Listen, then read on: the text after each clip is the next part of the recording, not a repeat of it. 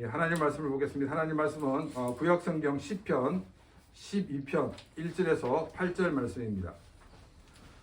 구약성경 시편 12편 1절에서 8절 말씀을 교독하도록 하겠습니다. 다윗의 시 인도자를 따라 8줄에 맞춘 노래. 여호와여 도우소서. 경건한 자가 끊어지며 충실한 자들이 인생 중에 없어지나이다. 그들이 이웃에게 각기 거짓말을 하며 아첨하는 입술과 두 마음으로 말하는 도다. 여호와께서 모든 아첨하는 입술과 자랑하는 혀를 끊으시리니 그들이 말하기를 우리의 혀가 이기리라. 우리의 입술은 우리 것이니 우리가 주관할 자 누구리요 하미로다. 여호와의 말씀에 가련한 자들의 눌림과 궁핍한 자들의 탄식으로 말미암아 내가 이제 일어나 그가 원하는 안전한 지대에 두리라 하시도다. 여호와의 말씀은 순결하며 흑도자기에 7번 단련하는 같도다. 여호와여 그들을 지키사 이 세대로부터 영원까지 보존하시리이다. 안 나왔어요. 8절입니다. 8절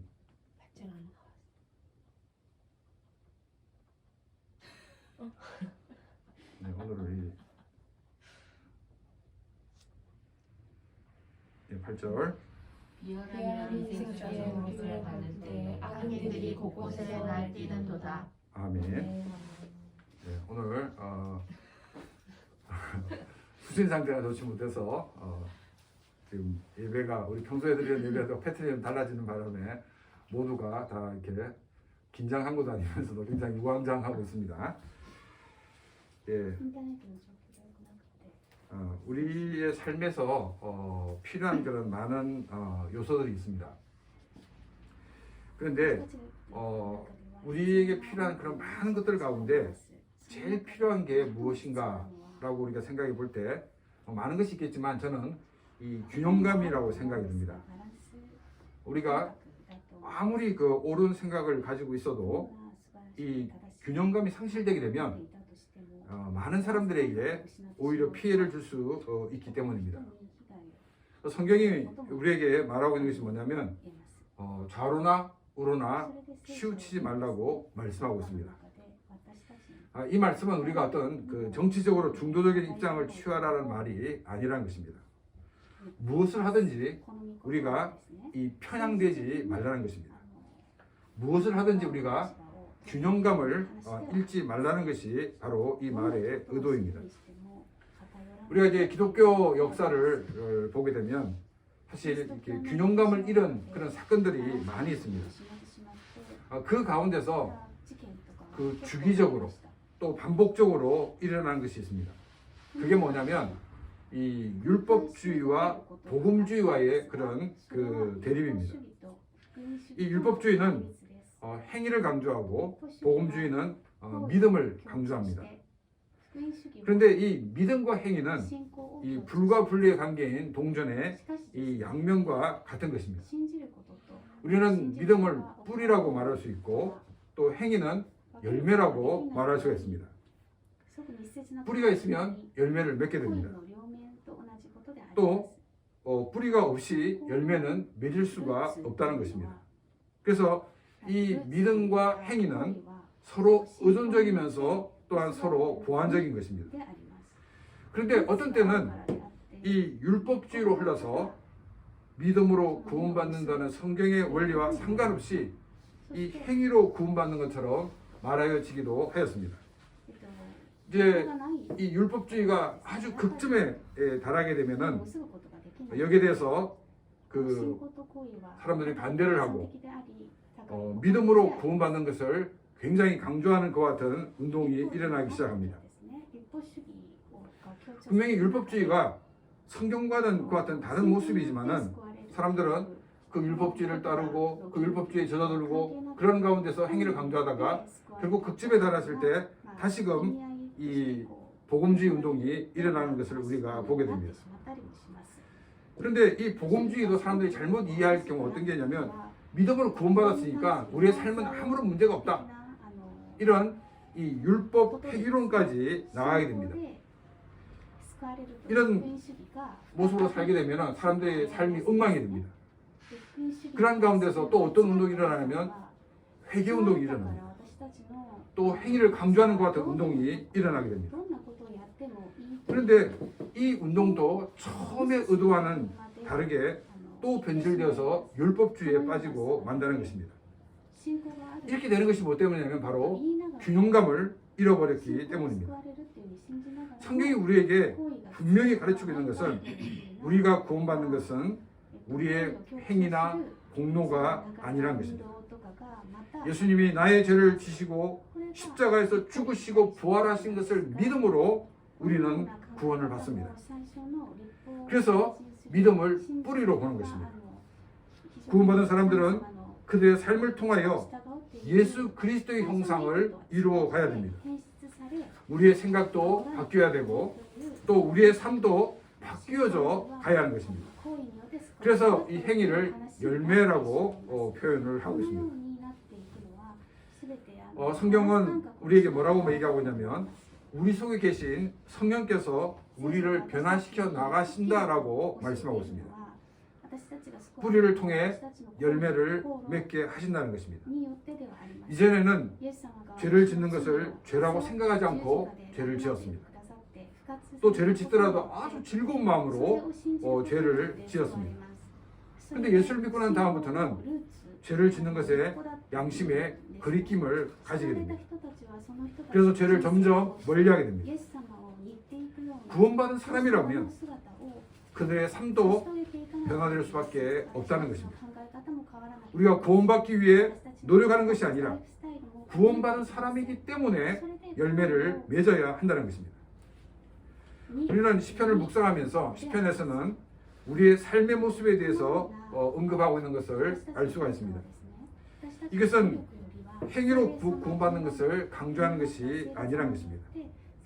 죄 가운데서 구원받은 사람으로 우리가 어떻게 하나님의 사람이 되어 가느냐를 보여주고 있는 것입니다.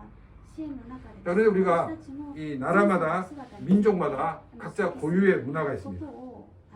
모든 나라, 모든 민족이 공통적으로 가지고 있는 것도 있지만 또 다른 것도 있습니다.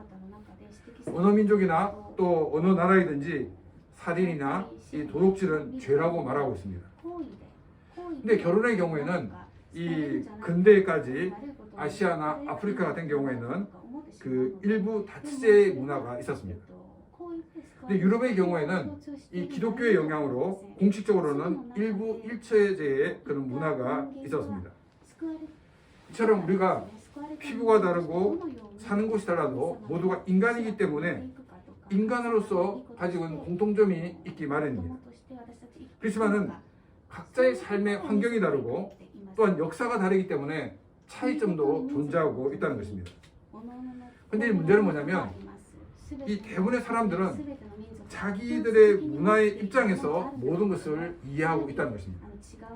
그래서 성경을 읽을 때도 우리가 우리의 문화에서 성경을 읽는 경우가 굉장히 많이 있다는 것입니다. 자기 문화로 성경을 이해한 것 하나의 예를 들면 제가 주일학 다니면서 주일학 선생님으로부터 들은 이야기입니다.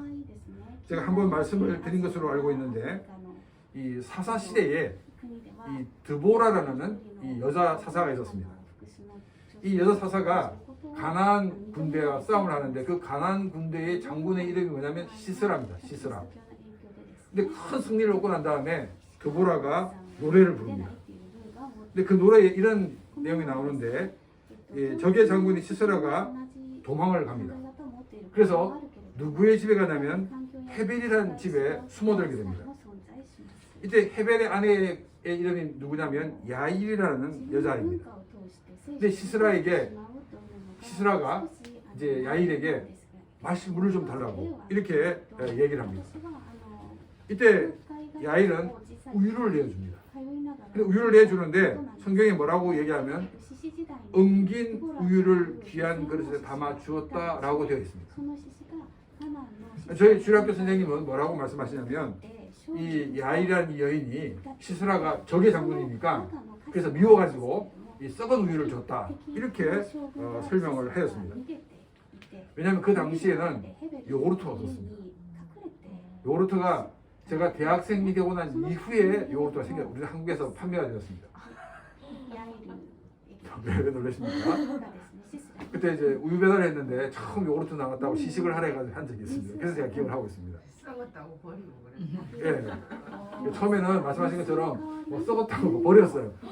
그 당시 그만큼 사람들이 몰랐어요. 근데 성경을 보니까 아니 이 시스라기 대접한 것이 요구르트라 생각 못하고 썩은 우유를 대접했다 이렇게 설명을 했다는 것입니다. 근데 보면 썩은 우유를 귀한 그릇에 담아드렸다 이 말이 좀 이상하잖아요. 그죠? 아니 썩은 거면 그냥 대충 깨진 그릇에 줬다 이래야 되는데 귀한 그릇에 담아줬다는 거예요. 그러면 우리가 문명을 봤을 때도 좀 이상하다라고 생각하는데 사람들은 자기 문화에서 젖어가지고 모든 걸 바라보기 때문에 그까지 생각을 하지 않는다는 거예요. 또 시스라가 이 헤벨의 집에 피난간 건 뭐 때문이냐면 평소에 시스라의 집안과 헤벨의 집안이 서로 왕래하는 그런 집안이었어요. 그래서 안심을 하고 그 집에 도망을 갔던 겁니다. 그러니까 지금 우리 문화에서 생각했을 때는 전혀 다른 일들이 일어났음에도 불구하고 우리는 우리의 문화 속에서 설명을 하게 되었다는 것입니다. 사람들은 그 어떤 문맥을 보지 않습니다. 그냥 내가 가지고 있는 문화의 이 렌즈를 가지고 모든 것을 바라보기 때문에 우리가 잘못 이해하고 잘못 판단하는 경우가 굉장히 많이 있습니다. 그래서 자신의 문화를 봤을 때는 자기는 아주 잘하고 있다라고 생각하는 경우가 많이 있다는 것입니다. 이 다른 지역에서 선교를 하고 계신 선교사님으로부터 들은 얘기인데, 자, 섬기는 사람과 섬김을 받는 사람, 섬김을 받는 사람과 섬김을 받는 사람, 한쪽은 섬기고 한쪽은 섬김을 받습니다. 자, 이러면 누가 감사를 해야 될까요? 섬기는 사람이 감사해야 됩니까? 아니면 섬김을 받는 사람이 감사해야 됩니까? 둘 다 이러면 아주 답을 경영의 정답 같으면서 정답 아닌 지혜로운 방법입니다. 근데 우리가 보통 생각할 때 이 섬김을 받는 사람이 섬기는 사람에게 감사하다라고 이렇게 표현을 해야 됩니다. 근데 그 문화는 어떤 문화냐면은 아니 네가 나를 섬김으로써 복 받는데 네가 감사해야지 왜 내가 감사해? 이렇게 생각한다는 거예요. 우리는 도저히 이해가 안 갑니다. 근데 자기들은 그런 문화였기 때문에 당연하다고 생각하거든요. 그래서 내가 이번에 당신의 축복받을 수 있는 거한테 길을 열어줬습니다. 감사하십시오. 뭐 이런 식으로 이야기를 한다는 거예요. 그러니까 지금 우리 기준으로 봤을 때는 이상하지만은 자기들 문화로 봤을 때는 굉장히 타당하고 정당한 것이라는 것입니다. 그래서 우리가 항상 우리의 어떤 문화의 입장에서 그걸 보고 있지 않는가. 과연 우리는 우리의 관습과 습관에 젖어서 모든 것을 보고 있지 않는가 생각을 해 봐야 되는 것입니다. 그래서 우리는 우리의 문화라는 렌즈로 만족하지 말고 이 시편을 통해서 또 성경을 통해서 내가 지금까지 생각하지 못했던 것을 우리가 버리고 또 우리는 하나님께서 우리에게 원하시는 것을 우리가 취하면서 나가야 되는 것이 바로 우리가 말씀을 보는 이유입니다. 대부분의 많은 사람들은 사실 모르기 때문에 성장하지 못하는 경우가 많이 있습니다. 시편을 묵상하면서 구원받은 사람으로 아직 내 자신이 자란 문화 속에서 갇혀 있다 그러면 우리는 이 문화에서 벗어나야 됩니다. 그래서 우리는 하나님 우리에게 무엇을 말씀하시는가? 하나님이 내가 어디까지 성장되기를 원하시는가를 우리는 살펴봐야 하는 것입니다. 그래서 우리는 취할 것은 취하고 버릴 것은 버림으로써 더 성숙한 크리스찬이 되시기를 바랍니다. 1절 말씀입니다. 다윗의 시 인도자를 따라 8째 줄에 맞춘 노래. 여호와여 도우소서. 경건한 자가 끊어지며 충실한 자들이 인생 중에 없어지나이다. 먼저 이 시편 12편도 다윗의 시편입니다.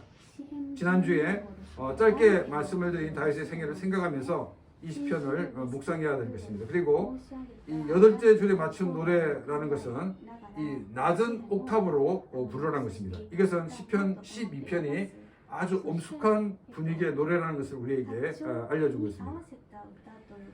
한국어 성경은 여호와여 즉 야훼라고 시작을 하고 있고 일본어 성경은 주여라고 시작을 합니다. 일본어 성경은 그 히브리어에서 여호와 즉 야훼라는 이 단어를 주라고 번역을 하였습니다. 이제 어떤 분들은 아니 목사님 자꾸 성경에 여호와여 되어 있는데 자꾸 야훼 이렇게 얘기합니까? 라고 생각하는 분도 계실 것입니다. 원래 이 히브리어는 지금 보시면 히브리어입니다. 히브리어는 자음만 기록되어 있습니다. 이게 자음입니다. 이게 이제 야훼라는 이 자음만이 적혀 있습니다. 이걸 이제 모음으로 읽으면 야훼입니다. 이제 독일권에서는 야훼라고도 하기도 하고 야훼라고도 하고 야훼라고 이렇게 세 가지로 발음을 내고 있습니다. 그런데 이 사람들은 지금 자음만 봐도 무슨 말인지 압니다. 우리 이제 텔레비전 보면 기억, 니은, 디귿 이러면은 뭐 가나다 뭐 이렇게 맞추는 그런 게임 있는 것처럼 이 사람들은 이 자음만 봐도 금방 아는 거예요. 근데 시간이 지나면 언어는 바뀌게 됩니다. 바뀌다 보니까 이제 엉뚱하게 이해를 하는 경우가 생기는 거예요. 그래서 이제 사람들이 모음을 붙이기 시작합니다. 그런데 이스라엘 사람들은 어떤 게 있냐면은 십계명에 보면 여호와의 이름을 망령되 일컫지 말라는 말씀이 있습니다. 그래서 자기가 여호와의 이름을 부르다가 혹시 잘못해가지고 여호와의 이름을 망령되 일컬어서 신성모독죄를 범할수있기 때문에 이 야훼라는 대목이 나오면 그렇게 읽지 말라는 거예요. 그래서 어떻게 읽으라고 했냐면 아도나이라고 읽으라 했습니다. 아도나이가 뭐냐면 이 주라는 말입니다. 여기 이제 빨간 글씨가 모음입니다. 빨간 글씨가 다시 요게 지금 자음인데 이게 아도나이인데 이 빨간 요 글씨가 모음입니다. 그래서 이게 아도나이입니다. 그래서 원래는 이제 자음만 있는 이 야훼라는 이 글씨에 너희들이 읽을 때는 아도나이를 읽어라 이렇게 된 거예요. 그러니까 지금 모음과 자음이 전혀 다른 단어입니다. 그래서 이걸 딱 합쳤어요. 그럼 이 사람들이 이걸 보면서 아도나이를 읽어야 되겠구나 이렇게 해야 되는데 후대 사람들이 이것을 여호와로 읽었던 거예요. 무슨 말인지 아시겠죠?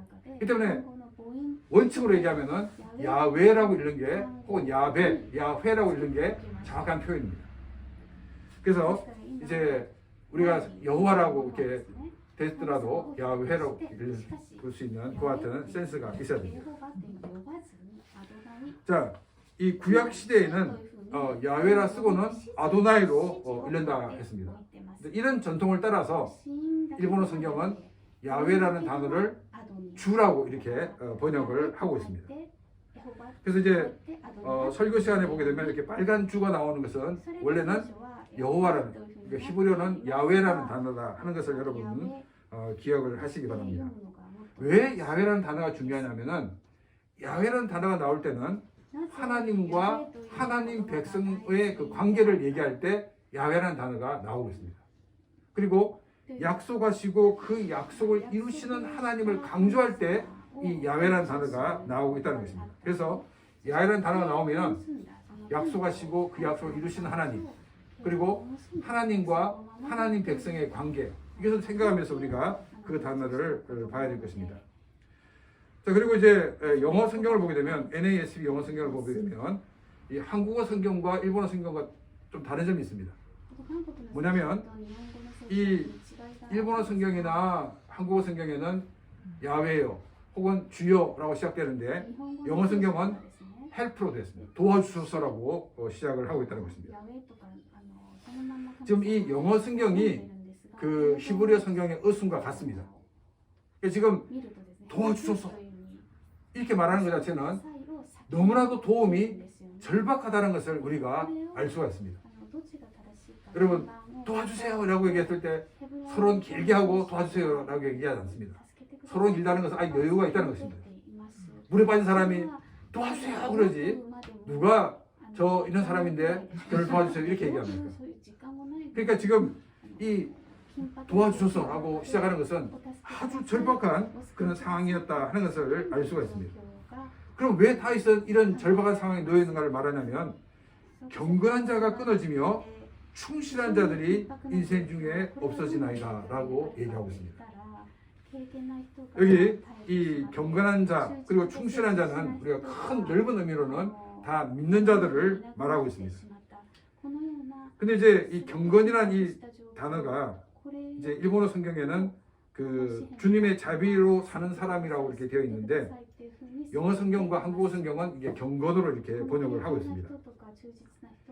이 경건이라고 얘기할 때 많은 사람들은 굉장히 막 종교적인 냄새를 많이 풍기는 그 같은 말투 그런 행동이라고 생각하는데 그것이 아니라고 여러 번 말씀을 드렸습니다. 이 경건이란 이 말은 하나님을 두려워하는 것, 또 하나님을 향한 충성심이라는 단어가 바로 이 경건이라는 단어입니다. 하나님을 두려워한다라고 얘기할 때 하나님을 공포의 대상으로 본다는 말이 아니란 것입니다. 하나님이 너무나도 대단한 분이어서 내가 정말 이렇게 감당할 수 없는 분이라는 인식을 하며 행동하는 것을 말하고 있습니다. 사람들이 하나님을 믿는다고 하면서도 죄를 짓는 것은 하나님을 굉장히 가볍게 여기기 때문입니다. 종교적인 냄새를 풍기면서도 일말의 양심의 가책을 느끼지 않고 죄를 짓는 사람들이 있습니다. 이런 사람들은 자신의 손으로는 송아지 우상을 만들고 있지 않지만은 하나님을 송아지 우상 정도로만 생각하는 사람인 것입니다. 이런 삶은 경건한 자의 삶이 아니란 것입니다.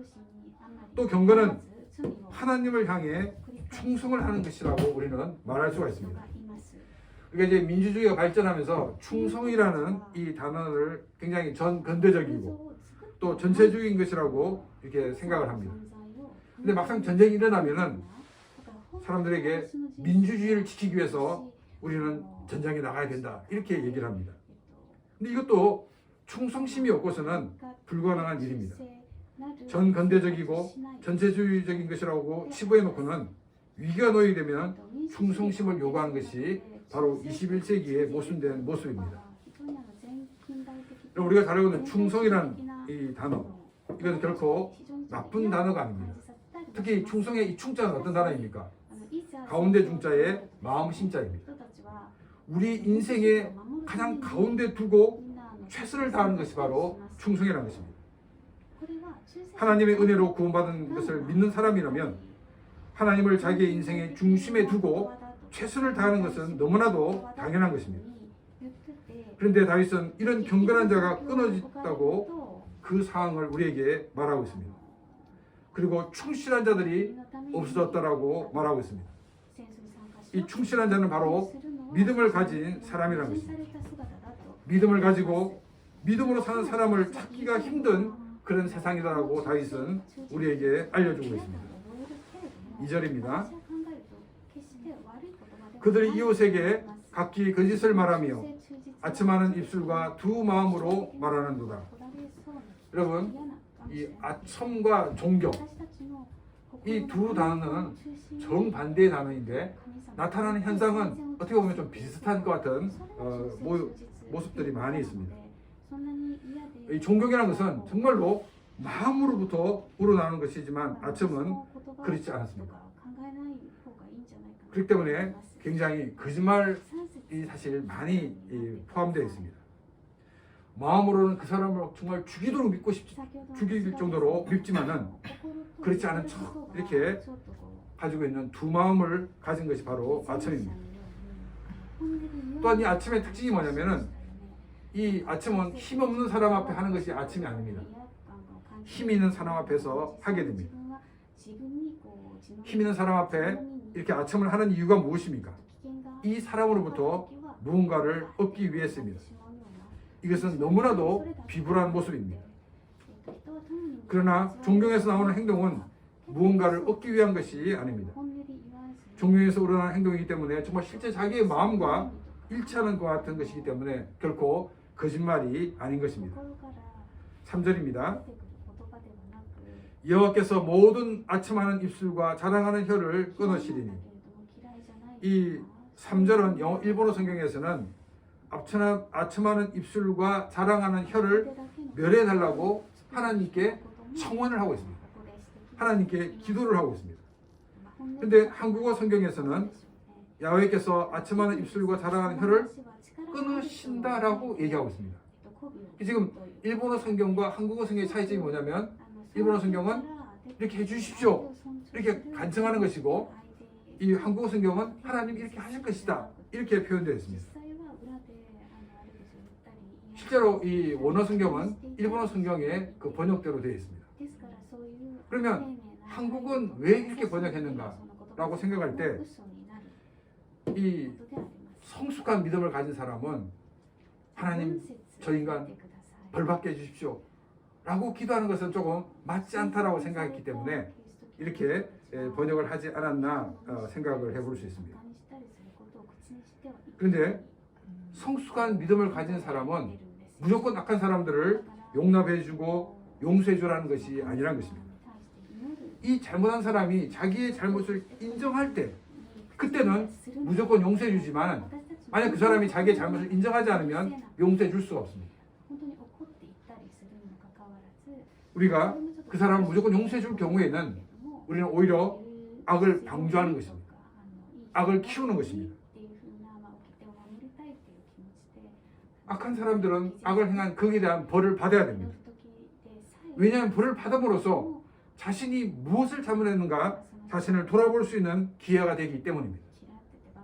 또 벌을 받는 걸 보고 다른 사람들이 아 나는 저렇게 살아서 안 되겠구나 이런 마음을 가지게 한다는 것입니다. 하나님의 사람이 악인에 대해 벌을 내려달라는 것은 단순히 개인적인 복수를 위해서 악인에게 벌을 내려달라는 기도가 아니라는 것입니다. 저 악한 사람이 자기의 삶을 돌아볼 수 있는 기회를 주십시오. 그리고 저 사람이 행한 악을 다른 사람들이 모방하지 않도록 다시는 그 악을 따라가지 않도록 하게 해달라는 그런 마음을 가지고 우리는 기도를 하는 것입니다. 우리는 이 3절에서 또 아첨하는 사람의 특징을 더 찾아볼 수 있습니다. 이 아첨하는 사람들은 힘 있는 사람들 앞에는 굉장히 비굴하게 아첨을 합니다. 그런데 자기보다 약한 사람 앞에서는 엄청나게 자랑을 한다라고 성경은 말하고 있습니다. 약한 사람 앞에 군림하여서 큰 소리 치면서 이야기를 하고 있는 모습을 우리에게 보여주고 있습니다. 굉장히 거만한 모습으로 자기보다 약한 사람에게 서 있는 모습을 우리에게 보여주고 있습니다. 하나님이 나에게 왜 힘을 주셨는가? 그것은 그 힘을 가지고 자기보다 약한 사람을 위해 사용하라고 하나님은 그 힘을 주셨습니다. 그런데 그 힘을 자기보다 강한 사람에게 아부하는 곳 사용하고 또 자기보다 약한 사람에게는 아무런 도움도 주지 않고 군림하는 그래서 자기의 교만만 늘어놓는 그 같은 모습으로 산다 그러면 그것은 하나님이 기뻐하시는 모습이 아니란 것입니다. 다윗은 또 이런 사람의 특징을 이렇게 말하고 있습니다. 그들이 말하기를 우리의 혀가 이기리라 우리의 입술은 우리의 것이니 우리를 주관할 자 누구리요 하미로다. 이 아첨하는 사람들은 정말 자기가 아첨하는 사람을 존경하기 때문에 하는 것이 아닙니다. 정말 자기의 마음과는 너무나도 멀리 있는 것 같은 상태입니다. 근데 자신은 말재주가 굉장히 뛰어나다는 거예요. 그래서 자기보다 힘 있는 사람은 자기가 말로 구워 삶을 수가 있다는 거예요. 내가 이 사람을 컨트롤할 수 있다는 것입니다. 물론 자기보다 약한 사람은 이 간단하게 말로서 그들을 설득시킬 수 있다라고 그들은 생각을 하고 있습니다. 말로서 권력자를 자기 마음대로 좌지우지할 수 있고 또 약한 자에게 그 힘으로 억압함으로써 실제적인 권력은 자기가 쥐고 있다라고 그들은 착각을 하고 있었다는 것입니다. 5절 말씀입니다. 여호와의 말씀에 가련한 자들의 눌림과 궁핍한 자들의 탄식으로 말미암아 내가 이제 일어나 그가 원하는 안전한 지대에 두리라 하시도다. 자기보다 약한 사람을 억누르면 그들이 자신에게 한가하지 못하고 당한다라고 생각하는데 그렇지 않다는 것입니다. 그들은 당할지 모르겠지만은 하나님께서 억압당하는 자들의 소리를 들으신다는 것입니다. 그리고 직접 그 억압당하는 사람들이 원하는 안전지대에 두실 것이라고 말씀하고 있습니다. 제가 계속 말씀을 드리지만은 가난한 자는 선이고 부자는 악이다는 그 같은 개념으로 성경을 봐서는 안 된다는 것입니다. 가난한 자는 가난한 자 나름대로 악이 있습니다. 이것을 인정하지 않으면 우리는 기형적인 것을 만들어내고 만다는 것입니다. 악이 힘을 가지고 자기의 이익을 위해서 힘이 없는 사람을 압제하고 또한 그들을 억압하는 것에 대해서 하나님이 직접 나서셔서 이 억압받는 자들을 도우시고 그들이 원하는 안전한 지대에 두신다라고 말씀하고 있습니다. 억울한 사람들이 만족할 수 있는 그 수준까지 하나님은 그들을 인도하고 계시다는 것입니다. 하나님을 믿는 크리스천들은 자기가 가지고 있는 힘을 자기를 위해 남용해서는 안 된다는 것입니다. 특히 자기보다 약한 사람들을 억누르는 데 사용해서는 안 된다는 것입니다. 약한 사람의 것을 빼앗거나 억압하는 것은 하나님과 내가 전면 승부를 펼치겠다고 선전포고를 하는 것과 같다는 것입니다. 내가 가지고 있는 것을 많은 사람들을 섬기는 데 사용하는 그런 귀한 삶이 참된 믿음의 사람의 모습입니다. 6절입니다. 여호와의 말씀은 순결하여 흑도관 위에 7번 달리난 은같도다. 다윗은 야의 말씀의 이 순전성을 말하고 있습니다. 흑도관 위에 7번 달리난 은과 같다는 것은 불순물이 없는 순수함을 말하고 있습니다. 하나님 말씀의 순정성을 말하는 것은 하나님의 말씀의 불변성을 강조하기 위해서입니다. 하나님의 말씀은 시대에 따라 환경에 따라 변하는 말씀이 아니라는 것입니다. 다윗 시대에도 그리고 첨단 사회에도 동일하게 적용되는 변하지 않는 것이 하나님의 말씀이라는 것입니다. 하나님의 말씀은 모든 나라, 모든 민족, 모든 문화에서 세기가 달라도 동일하게 적용되어지는 변하지 않는 기준이 된다는 것을 우리가 기억하시면서 하나님의 말씀을 듣고 하나님의 말씀에 순종하는 그런 귀한 삶이 되시기를 바랍니다. 7절입니다.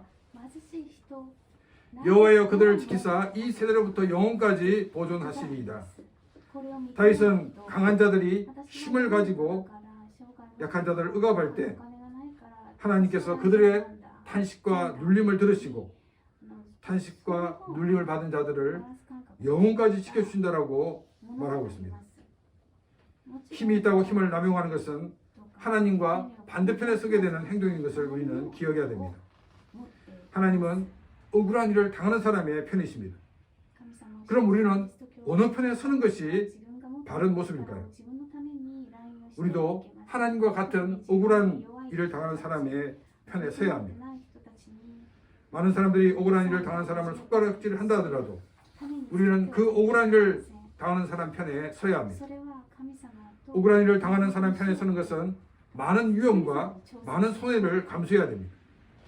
눈앞에 보이는 이익만을 따라가는 것은 믿음의 모습이 아닌 것입니다. 하나님이 어디를 향하고 있는가를 보시기를 바랍니다. 그래서 우리는 하나님이 향하여 보고 있는 그곳에 우리의 인생을 걸고 또 그렇게 살아가는 그런 귀한 삶이 되기를 바랍니다. 8절입니다. 비열함이 인생 중에 높임을 받을 때에 악인들이 곳곳에서 날뛰는도다. 이 비열함의 대표적인 것이 바로 아첨입니다. 사람들이 힘 있는 자들에게 비굴해지면 결국 힘 있는 사람들은 자기 마음대로 활기치며 다니게 될 것입니다. 사람들이 손해를 보지 않으려고 악에게 비굴해지면 사람들이 또 빨리 출세하기 위해서 악에 대해 눈을 감으면 악은 점점 더 활동적으로 움직이게 될 것입니다. 악이 자라게 하는 것, 또 악이 활개치고 돌아가게 하는 것은 그것은 죄라는 것입니다. 악에 대해 벌을 내려달라고 하지 않았기 때문에 악이 자신을 돌아볼 생각을 하지 못했고 또 사람들이 손해를 보지 않기 위해서 자기의 이익을 얻기 위해서 또 악에 빌붙기 때문에 악이 세상에 설치고 돌아다니게 된다는 것입니다. 경건한 자가 끊어지고 충실한 사람이 사람들 가운데 없어지는 정말 참되신 하나님을 믿는다는 사람들도 그 힘에 굴복하는 모습들, 이것이 다윗의 시대의 문제였고 또는 우리 시대의 문제이기도 합니다. 사람들이 그 악에 굴복하는 것은 악을 가진 사람이 크게 보이기 때문입니다. 우리는 눈을 크게 떠야 합니다. 이 모든 것을 통치하고 계신 우리는 하나님을 바라봐야 하는 것입니다. 왜냐하면 우리가 섬기는 하나님이 가장 크신 분이시기 때문입니다. 하나님을 제일 큰 분으로 보는 것이 바로 경건한 사람의 모습입니다. 하나님 편에서 약한 사람을 섬기는 것이 바로 충실한 사람의 모습입니다. 하나님이 나에게 주신 힘을 다른 사람을 섬기는 데 사용하는 그런 귀한 삶이 되시기를 바랍니다. 나보다 강한 사람을 위해서가 아니라 하나님께서 영혼까지 보존하시는 약한 자를 위해 섬기는 삶이 되시기를 바랍니다. 강한 사람을 위해 살면 출세의 길이 보장될 수가 있을 것입니다. 나보다 약한 자를 섬기는 것은 어떻게 보면 밑빠진 독에 물을 붓는 것 같이 헛된 수고로 보일 것입니다. 그러나 눈을 들어 하늘에 계신 온 우주를 통치하고 계시는 하나님을 바라보시기 바랍니다. 이 하나님의 눈이 어디에 있는가를 보시기를 바랍니다. 하나님은 악을 그냥 두고 보지 않습니다. 그리고 악에 대해 침묵했던 자들도 공범으로 처리할 것입니다. 악을 행하는 자들이 벌을 받아야 자신이 무엇을 잘못했는지를 깨달을 수 있게 됩니다. 우리는 악이 자라 이 세상을 활개치고 다니지 못하도록 악을 제어하는 역할들을 해야 하는 것입니다. 악을 악이라고 말할 수 있어야 됩니다. 이 악보다 하나님이 크시기 때문입니다. 우리는 21세기 우리가 살고 있는 이 시대적인 감각을 가지고 보는 것이 아니라 믿음의 눈으로 모든 것을 보고 하나님의 시선이 어디를 향하고 있는가를 살펴보시기를 바랍니다. 이것이 바로 경건한 자의 삶이며 믿음의 사람의 모습인 것입니다. 오늘 말씀을 생각하며 같이 기도드리겠습니다.